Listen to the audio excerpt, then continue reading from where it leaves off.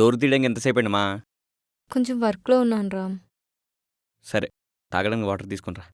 ఉమ్,